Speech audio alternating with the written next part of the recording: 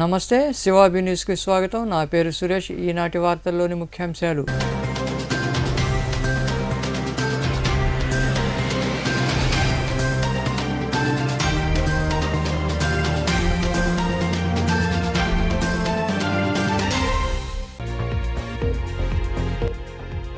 వైకాపాలో చేరిన విశాఖపట్నం టీడీపీ నేత.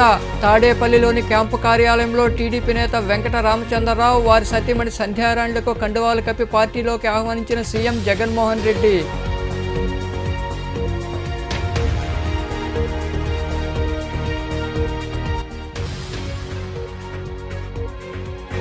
అక్రమ మైనింగ్ను అడ్డుకోండి. పొదలకూరు మండలం మేకలమ్మగుంట వద్ద జరుగుతున్న అక్రమ మైనింగ్ను అడ్డుకుని పరిశీలించిన మాజీ మంత్రి సోమిరెడ్డి చంద్రమోహన్ రెడ్డి.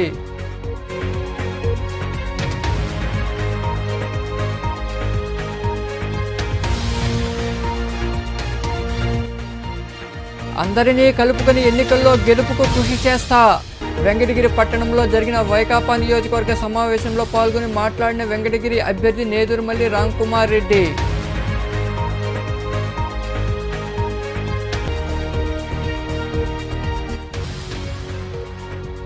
నెల్లూరును అన్ని విధాలా అభివృద్ధి చేసింది టీడీపీ హయాంలోనే. నెల్లూరులోని 40 డివిజన్లో జరిగిన బాబు షూరిటీ భవిష్యత్తుకు గ్యారంటీ కార్యక్రమంలో పాల్గొని మాట్లాడిన నగర టీడీపీ అభ్యర్థి నారాయణ. విశాఖపట్నంకు చెందిన టీడీపీ సీనియర్ నాయకులు వైకాపా తీర్థం పుచ్చుకున్నారు. తాడేపల్లిలోని క్యాంపు కార్యాలయంలో సీఎం జగన్మోహన్ రెడ్డి సమక్షంలో టీడీపీ సీనియర్ నాయకులు గంపల వెంకట రామచంద్రరావు, ఆయన సతీమణి సంధ్యారాణి పార్టీలో చేరారు.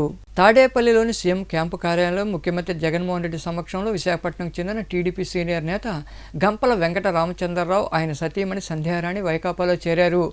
గతంలో ఏపీసీసీ జాయింట్ కార్యదర్శిగా కాంగ్రెస్ పార్టీలో వివిధ హోదాల్లో పనిచేసిన రామచంద్రరావు సెన్సార్ బోర్డు సభ్యులుగా కూడా పనిచేశారు.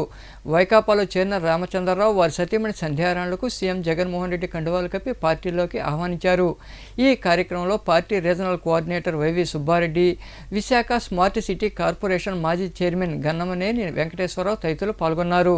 పొదలకూరు మండలంలోని మేకలమ్మ గుంట వద్ద అక్రమ మైనింగ్ జరుగుతోంది. ఇది తెలుసుకున్న మాజీ మంత్రి సోమిరెడ్డి చంద్రమోహన్ రెడ్డి నాయకులతో అక్కడికి చేరుకుని అడ్డుకున్నారు. మంత్రి కాకాణి అనుచరులు అక్రమ మైనింగ్ చేస్తున్నారని సోమిరెడ్డి ఆరోపించారు.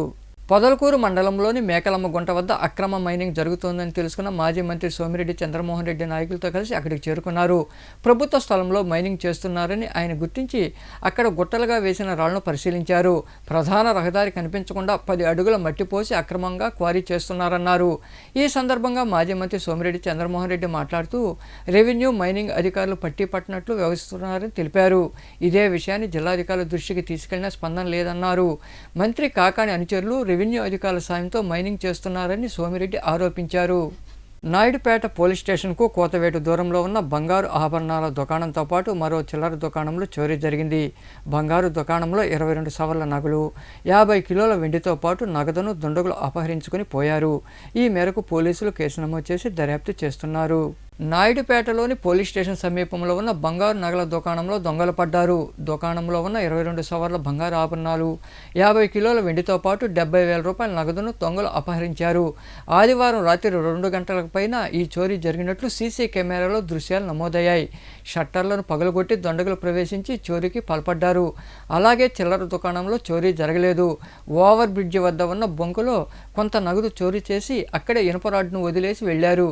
ఈ మేరకు పోలీసులు కేసు నమోదు చేసి దర్యాప్తు చేస్తున్నారు.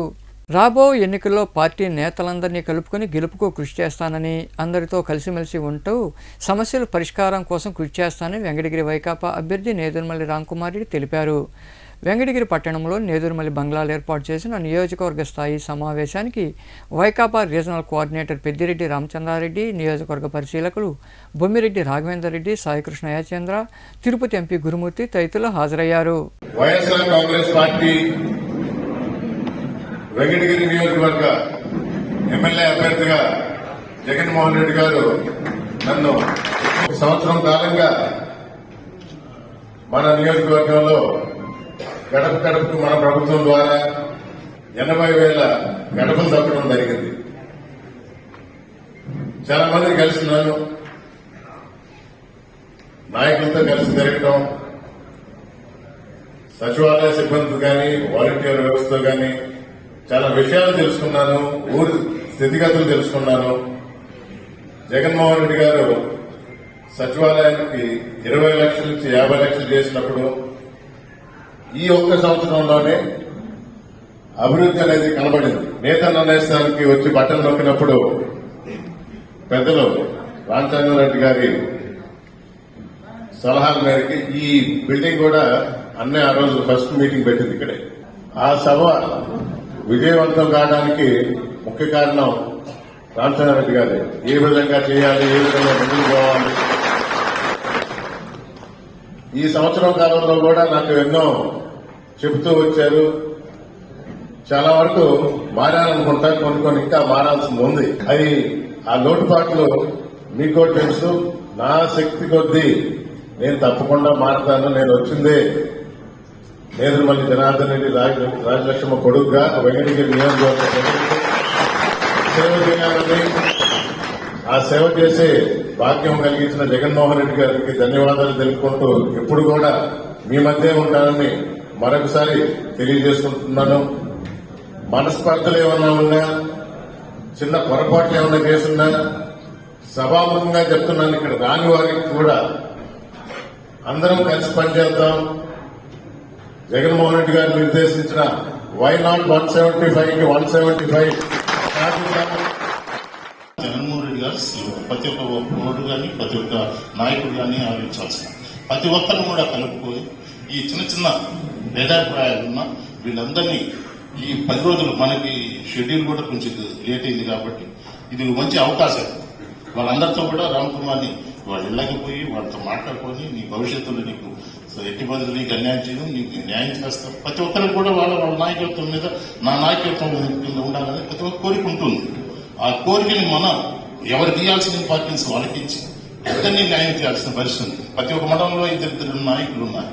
వాళ్ళిద్దరిలో ఒకరిని పెట్టుకోకుండా ఇద్దరిని పెట్టుకోవాలంటే కొంచెం కష్టమైనా కానీ వాళ్ళిద్దరిని మెప్పు పొందించి నీ కాన్ఫిడెన్స్ లెవెల్స్ పెంచుకొని వాళ్ళందరూ కూడా కలుపుకొని పోవాలి. ఈ రోజు పెరవాయి కానీ, ఇటు వారాయపల్లి కానీ, సైతాపురం కానీ వీళ్ళందరూ కూడా మన డక్కిలి కానీ, రూరల్ కానీ, వెంకటగిరి టౌన్లో కానీ అందరినీ ఇది మంచి అవకాశం. ఈ 10 రోజులు కష్టపడి ప్రతి ఒక్కరు కూడా కలిసి ప్రతి ఒక్కరిని కలుపుకొని పాత ఎంతమంది ఉన్నారో అందరూ ఒక్క నాయకుడు మిస్ కాకుండా ప్రతి ఒక్కరిని కలుపుకుంటే వెంకటగిరిలో మంచి మెజార్టీతో వైఎస్ఆర్ రాజకీయాలు మాట్లాడడం తనకు తెలుసునని, కానీ మాట్లాడనని, తనకు తెలిసిందల్లా ప్రజా సంక్షేమం, అభివృద్ధి అని టీడీపీ నగర ఎమ్మెల్యే అభ్యర్థి నారాయణ తెలిపారు.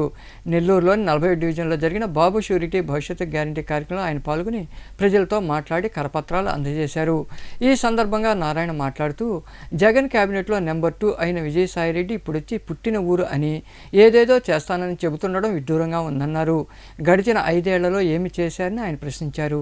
ఈ కార్యక్రమంలో నాయకులు తదితరులు పాల్గొన్నారు. నేను ఈ విషయం ఎన్నోసార్లు చెప్పాను. ఫస్ట్ నెల్లూరు మున్సిపాలిటీకి శాంక్షన్ చేసాం, లేకపోతే ఇవ్వరు. ఆ తర్వాత ముఖ్యమంత్రి గారిని అడిగి క్యాబినెట్లో పెట్టించి అప్రూవ్ చేయించా. రాష్ట్ర బడ్జెట్లో అయ్యేటట్టుగా. రాష్ట్ర బడ్జెట్లో ఎందుకు చేసుకోలేదు? ప్రతి సంవత్సరం రాష్ట్ర బడ్జెట్ చేసేటప్పుడు దాని బడ్జెట్ ఇవ్వాలా, అది వాళ్ళ డ్యూటీ. నేను చేయించా, క్యాబినెట్లో అప్రూవ్ చేయించా. నెల్లూరు ప్రజలందరూ చెప్తున్నాను, వీళ్ళు కల్లబల్లి మాటలు చెప్తున్నారు. కల్లబల్లి మాటలు క్యాబినెట్లో నేను అప్రూవ్ చేయించా. నెల్లూరు ప్రజల మీద బర్డెన్ పడకుండా రాష్ట్ర ప్రభుత్వమే తన బడ్జెట్లో మార్చిలో శాంక్షన్ చేసే బడ్జెట్లో చేసేటట్టుగా. కానీ ఎస్ఎంఎస్లు ఇస్తున్నారంట, కాబట్టి అది నమ్మవద్దు. ఒకటేనండి, నేను మాటలు చెప్పే వ్యక్తిని కాదు, నాదంతా చేతలే. మీకు అందరికీ తెలుసు. 43,000 ఇళ్ళు కట్టమని నన్ను ఎవరు అడగలా. నెల్లూరులో పుట్టి పెరిగినందుకు చేశా, ఓటు అడగగానే చేశా. ఏ పని చేసినా 2014లో నేను ఎవరిని ఓటు అడిగి ఎక్కడా గెలవలేదు. తెలుగుదేశం పార్టీకి 1993 నుంచి చేసిన సేవకు గాను నన్ను మంత్రిగా చేశారు. మంత్రిగా వచ్చిన ఆపర్చునిటీని నెల్లూరు ప్రజలకు కూడా ఉపయోగించాలా, రాష్ట్రానికే కాదు, అమరావతి రాజధానికే కాదు, నెల్లూరు ప్రజలకు కూడా, నెల్లూరు 54 డివిజన్ ప్రజలకు చేయాలని చేశా. కాబట్టి నేను ఒకటే ఈరోజు ఓటుకు అడుగుతున్నా మిమ్మల్ని. ఈరోజు నేను మీ ముందుకు చోటు అడుగుతుండా, ఈరోజు కంటెస్ట్ చేస్తుండా. ఈరోజు నాకు ఇంకా నైతిక బాధ్యత, ఇంకా బాధ్యత పెరిగింది. మిమ్మల్ని ఓటు అడుగుతున్నానంటే ఖచ్చితంగా బాధ్యత ఖచ్చితంగా చేసి చూపిస్తాను. Thank you. కోట మండలంలోని చందోడు గ్రామంలోకి చుక్కల దుప్పి రావడంతో కుక్కలు వెంటపడి గాయపరిచాయి. తాగునీటి కోసం గ్రామంలోకి వచ్చిన దుప్పిని స్థానికులు రక్షించి అధికారులకు సమాచారం అందించారు. అటవీ శాఖ అధికారులు దుప్పికి వైద్య పరీక్షలు నిర్వహించి అటవీ ప్రాంతానికి తీసుకెళ్లారు.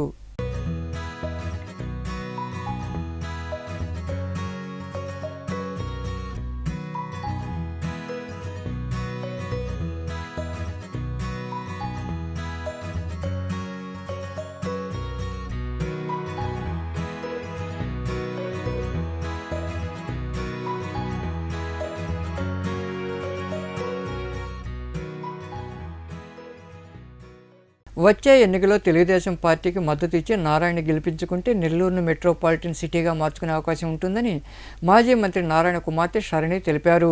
నెల్లూరు నగరంలోని 8వ డివిజన్ పరిధిలో నిర్వహించిన బాబు షూరిటీ భవిష్యత్తుకు గ్యారంటీ కార్యక్రమంలో ఆమె పాల్గొన్నారు. స్థానిక నాయకులు, మహిళలు, కార్యకర్తలతో కలిసి ఇంటింటికి వెళ్లి ప్రజలతో మాట్లాడారు. టీడీపీ అధికారంలోకి వస్తే చేపట్టే సంక్షేమ పథకాలకు సంబంధించిన కరపత్రాలు అందజేశారు. ఈ కార్యక్రమంలో పార్టీ నాయకులు తదితరులు పాల్గొన్నారు. నారాయణ గారు ఎంతో అభివృద్ధి చేశారు. మా నాన్నగారు పుట్టి పెరిగింది ఒక గుడిసెలో. సో ఇప్పుడు ఎవరైతే గుడిసెలో నివసిస్తున్నారో ప్రతి ఒక్కరూ ఎలా ఉంటారు, ఏ కష్టాలు పడుతున్నారో చాలా క్లియర్గా తెలుసు. నేను డోర్ టు డోర్ క్యాంపెయినింగ్ చేస్తూ మా నాన్నగారికి సపోర్ట్ చేస్తున్నప్పుడు ప్రజల కష్టాలు తెలుసుకుంటున్నానండి. ఆ కష్టాల్లో పేద ప్రజలు ఒకటి చెప్తున్నారు, మురిక్కాలో నుంచి డైరెక్ట్గా వాటర్ గుడిసెలోకి వచ్చేస్తుంది, నివసించడానికి చాలా కష్టంగా ఉందని. అది నిజమండి. మా నాన్నగారు కూడా ఇలాగే ఉన్నారు చిన్నప్పుడు. సో ఖచ్చితంగా నారాయణ గారికి కష్టాలు తెలుసు. నారాయణ గారు మినిస్టర్గా ఉన్నప్పుడు under ground drainage system start చేశారు. అది 90% కంప్లీట్ అయిందండి. మా నాన్నగారు మళ్ళీ మినిస్టర్గా వస్తే, ఎమ్మెల్యేగా వస్తే నారాయణ గారు ఫస్ట్ చేసే ఒకటి under ground drainage system complete చేయడం. ప్రతి ఒక్కరి దగ్గరికి వెళ్ళి వాళ్ళ కష్టాలు తెలుసుకొని వాళ్ళ సొల్యూషన్స్ కూడా వచ్చి 2014 to 19లో అవి ప్రాక్టికల్గా ఇంప్లిమెంట్ చేశారండి. అండ్ అదేవిధంగా ఇప్పుడు కూడా మా నాన్నగారు పోటీ చేస్తున్నప్పుడు ప్రతి ఒక్క డోర్ టు డోర్ వెళ్ళి నెల్లూరు సిటీలో ప్రజల కష్టాలు తెలుసుకొని మినిస్టర్గా వస్తే డెఫినెట్గా అండర్ గ్రౌండ్ డ్రైనేజ్ సిస్టమ్ ఒకటి, పార్క్స్ ఇంకా బాగా ఎస్టాబ్లిష్ చేసి నెల్లూరుని ఒక పూర్తి మెట్రోపాలిటన్ సిటీగా ఎస్టాబ్లిష్ చేస్తారండి. మీరు ఓటేసే ముందు ఒక్కసారి ఆలోచించి ఒక్కసారి ఓటేయండి. అభివృద్ధికి ఓటేద్దాం, సైకిల్ గుర్తుకి ఓటేయండి, టీడీపీని గెలిపిద్దాం, మా నాన్నగారిని గెలిపిద్దాం. ఎన్నికల కోడ్ అమల్లోకి రావడంతో కోట పట్టణంలో ప్రభుత్వ సంక్షేమ పథకాల బోర్డులు, ఫ్లెక్సీలను తొలగించే కార్యక్రమాన్ని పంచాయతీ ఈవో శ్రీనివాసులు చేపట్టారు. ప్రభుత్వ, ప్రైవేటు భవనాలు, బస్ షెల్టరు, డివైడర్లు తదితర ప్రాంతాల్లో రాసిన రాతలకు తెల్ల రంగు వేసే పనిలో అధికారులు, సిబ్బంది నిమగ్నమయ్యారు. గోడ పత్రికలను తొలగించారు. రాజకీయ నాయకుల విగ్రహాలకు ముసుగులు వేశారు.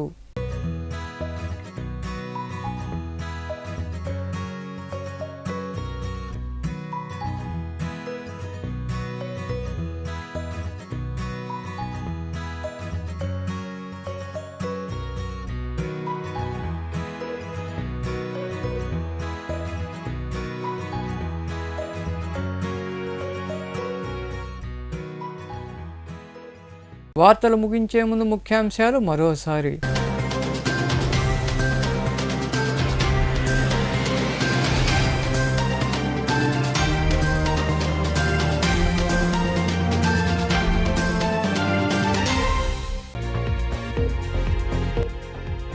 వైకాపాలో చేరిన విశాఖపట్నం టీడీపీ నేత. తాడేపల్లిలోని క్యాంపు కార్యాలయంలో టీడీపీ నేత వెంకట రామచంద్రరావు, వారి సతీమణి సంధ్యారాణులకు కండువాలు కప్పి పార్టీలోకి ఆహ్వానించిన సీఎం జగన్మోహన్ రెడ్డి.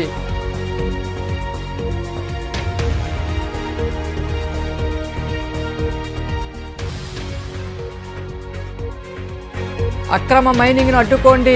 పొదలకూరు మండలం మేకలమ్మగుంట వద్ద జరుగుతున్న అక్రమ మైనింగ్ను అడ్డుకుని పరిశీలించిన మాజీ మంత్రి సోమిరెడ్డి చంద్రమోహన్ రెడ్డి.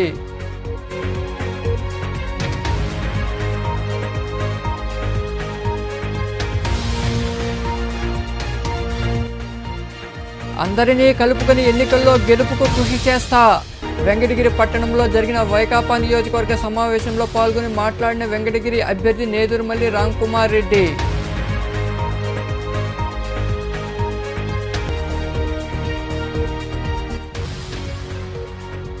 నెల్లూరును అన్ని విధాలా అభివృద్ధి చేసింది టీడీపీ హయాంలోనే. నెల్లూరులోని 40 డివిజన్లో జరిగిన బాబు షూరిటీ భవిష్యత్తుకు గ్యారంటీ కార్యక్రమంలో పాల్గొని మాట్లాడిన నగర టీడీపీ అభ్యర్థి నారాయణ. ఈ వార్తలు ఇంతటితో సమాప్తం. తిరిగి ప్రసారమయ్యే శివాభినీసులో మళ్ళీ కలుద్దాం. అంతవరకు సెలవు. నమస్తే.